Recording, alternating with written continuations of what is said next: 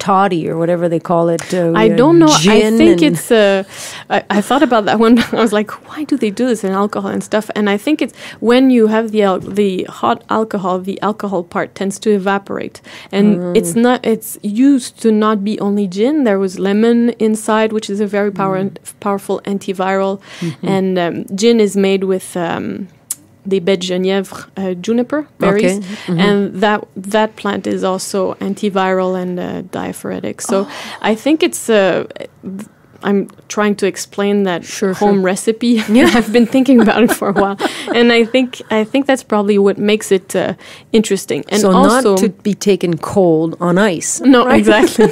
That's a gin tonic, not. Not a very cold interesting. remedy. So gin when it's hot and mixed with the lemon, maybe a little maple syrup. So it's starting to have a medicinal. It's my hypothesis. Yes, I wouldn't put my I hand on fire. But about I could see how that would work. You know, I mean, it wouldn't be my first choice, but my husband, was all his his friends were like, you have a drink, you get yourself a scotch or a gin, and I was like, no. Maybe to make it more efficient, if somebody would want to do that, then I'd let either ginger or garlic. Garlic doesn't taste really good, so ginger steeped in gin for a while. Then you could have a hot ginger a gin drink, and it would be different because you have a ginger tincture in gin. So sure. Interesting. Yeah. Okay. Good to know. All right. So we're talking about the sinuses being all blocked up. So we're not to drink alcohol, not to eat sugar. Rest is an important thing. And what about dairy products? Everybody talks about. Please talk about that.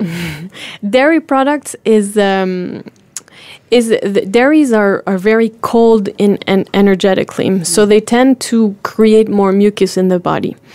There's also this talk about food intolerances, where people, it's a very popular subject these days, gluten intolerances, dairy intolerances.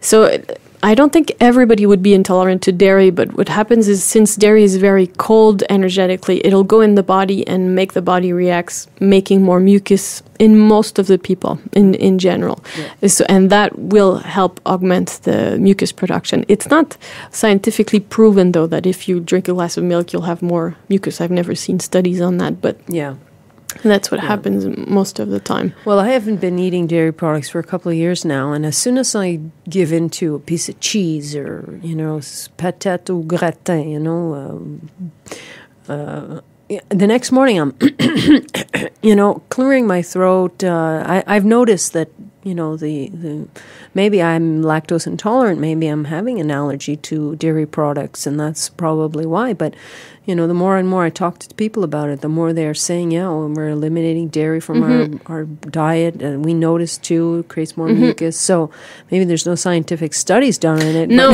but personal studies. From thinking about it and seeing it in my clientele, what I think is that because of all the stress we endure, because of the way the food is transformed and we eat less vegetables, more coffee, we work more, blah, blah, blah, then the mucous membranes of the digestive system is more fragilized. So when you have too much of something of hard to digest proteins like dairy proteins or gluten, for example, then it creates inflammation more easily. And if you're stuck with that chronic inflammation all the time, it's going to make inflammation in other mucous membranes in the body, like the respiratory system. So if it's something that happens every winter or more than once every winter, that you have a bronchitis or sinusitis, it would be an interesting thing to try to cut dairy products from your food, or cut gluten from your diet, and see what it does on your whole body. A lot of my clients cut it, and then they have more energy, more concentration. So less gluten as well creates more mucus? It is one of the food that has a high potency for intolerance. So yes. The wheat, just so our listeners will know, it's what found in regular from wheat and other cereals. Or regular flour, all the bread and muffins and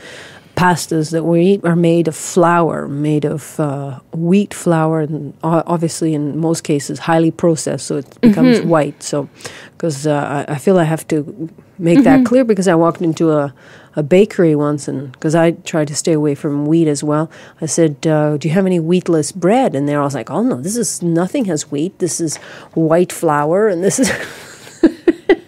That woman had no idea what I was talking about. I said, no, no wheat, no gluten. And she was just looking at me like I just walked off of a UFO.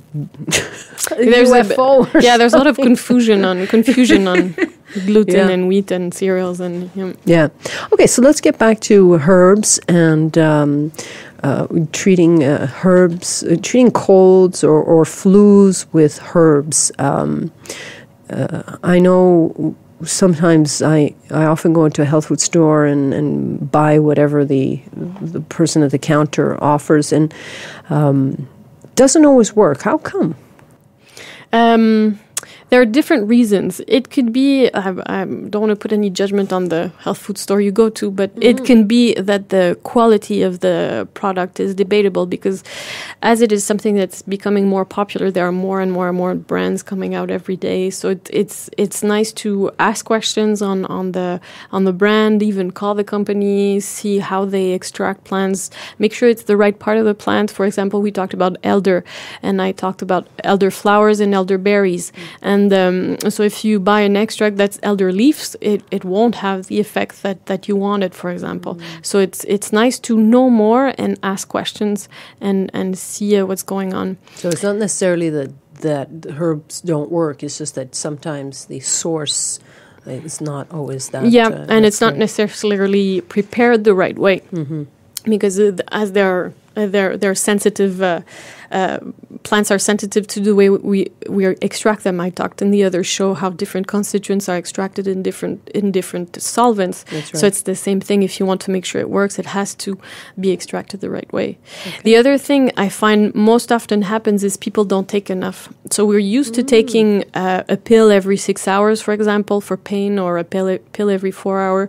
And with plants, you really have to take it every hour and a half, every 2 hours, and be really, really regular on it. So even have a timer. And I know it's hard because when I treat my daughter, I always forget. I skipped this hour. And plants don't have a long action in the body. So if you want to treat an acute infections where the viruses are really active or the bacteria are really, really potent and active, you really have to be regular with the plants.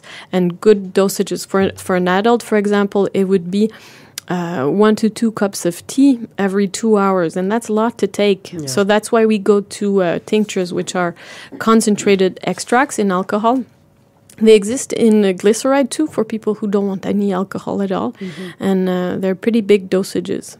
So and the frequency is important until the symptoms disappear. So you take it every 2 hours for, let's say, 24 to 48 hours until you feel better. And then you have to keep on taking it for 4 times a day for a couple of days, and then keep on taking it as you would take an antibiotic. So you keep on taking the antiviral plants for about a week. To make sure it's completely away, because most of the time people take it a day, the next day they feel fine, they stop taking it, they go back to work, and they stress and eat sugar, and then it hits them. It comes back. Yeah, exactly. Yeah. I'm just curious, on a little side note here, when are we most contagious? I'm not sure. Is it when we're not showing symptoms, or at the end, or in the middle? I mean, in the middle, usually we're at home and we're all, miserable, so nobody's going to catch it unless we're around the house, but people around us are rather in the house. But when we're out in public and we got a little sniffle here and there, and we sort of feel it coming on. Then you are contagious. Okay. From most of the viruses I know, like colds and flus or children's diseases like chicken pox or measles and mumps, it's contagious in sometimes the days before you feel the symptoms, the first days you have the symptoms, and then in colds and flus it's contagious through droplets. So through as long as you have a runny nose and you cough, then you can give droplets to somebody else, from your hands to a doorknob, to the doorknob to the other person, for example. To wash your hands. Yes. Or with that disinfectant gel. Or just the warm water and soap is really, really efficient. Yes. Oh, wonderful. Well, let's tell everyone they're listening to CIDI 99.1 FM. This is The Alternatives. You have choices. I'm your host, Ilya Kavukis. My guest is